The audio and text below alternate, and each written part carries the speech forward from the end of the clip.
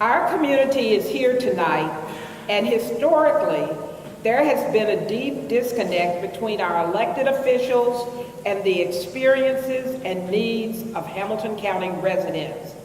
How will you ensure, if you are elected, that you will be both transparent and accountable to Hamilton County community?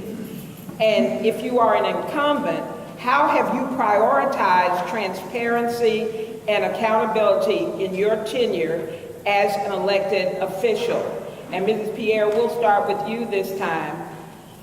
And the question is, how will you ensure, if you are elected, that you will be both transparent and accountable to the Hamilton County community?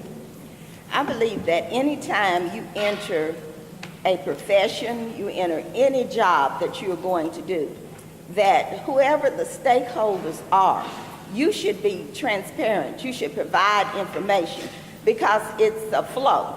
You provide information and they provide information to you because you must realize you don't know everything.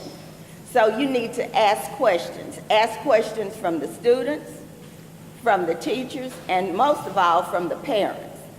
In being transparent, that means that you have issues that happen within the school system. You have policies that you need to establish on the board.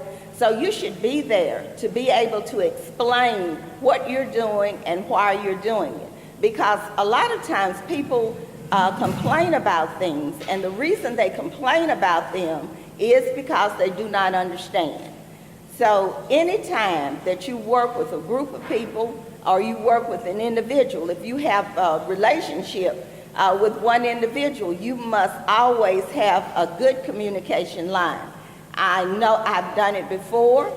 I've worked in corporate America, I've worked at the senior manager level, and to get anything done, you must be open with the things that are required, and you must be able to work with everyone to get things done. And most of all, you should be able to ask questions and receive information in a way that is that works for everyone. You could get information, but if you don't use that information properly, it does not do any good. So I believe that transparency is one of the most important things, and working with people is also important. Are we okay on time? You mentioned using that information. Part of the question was accountability, using that information. Anything you want to add to that?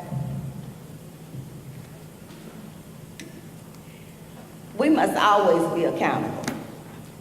When you take on a job, whatever you do, however you work through the process, accountability is required. You hold yourself accountable, but you also hold people accountable who are charged with carrying out the policies of the board.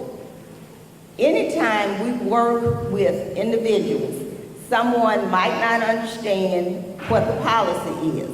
So the policy should be there, and people should thoroughly understand what the policy says and what the intention of the policy is. Thank you. Currently in the role, I've made myself very accessible. And as it relates to accountability and transparency, I have made myself very accountable to my constituents, and they have held me accountable. And if somebody feels like they have not, they have held my feet to the fire.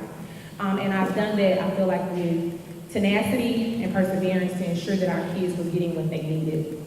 And a lot of times, there are policies and there are things going on, and when there were things going on, such as the priority school situation, where the ASD was possibly going to come in and we were going to lose our schools to the state, I held community meetings about that.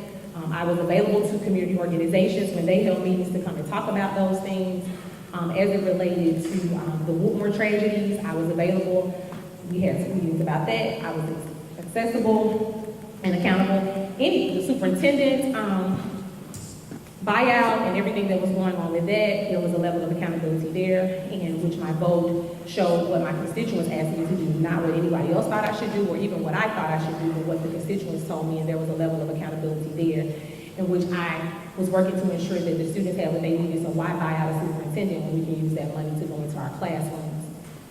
I cell phone that I pay a bill on every month that's completely dedicated to the constituents of District 5. I'm available 24 hours a day. I never cut that phone off, although my family probably wishes that I do. I never cut that phone off. I have emails. I'm on every piece of social media. I'm stopped in hair salons, church, the grocery store, the gas station, any type of public setting. I'm always there and available. And anybody that has actually interacted with me at any given point in time knows that if you come to me with a situation or a question, I do my best and my due diligence to either rectify that situation for you or find a common resolve.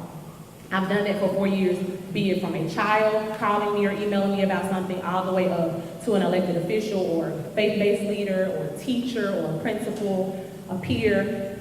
That's always there. As it relates to transparency, I don't think I can get any more transparent. I'm very open and honest about what's going on. And if somebody asks me, I tell you straight to the truth. And the people in central office, from the superintendent down, I'll call them, I'll text them, I'll email them, I'll show up in their offices to see what I can do to make sure whatever the concern or the question is about the school or the student or the situation is rectified. So in that aspect, I've always been very transparent, very accountable to my constituents. I will continue to do that because I represent them. I'm not working for myself. I'm working for the people of District 5 and the people here in Hamilton County, and that will always be my job.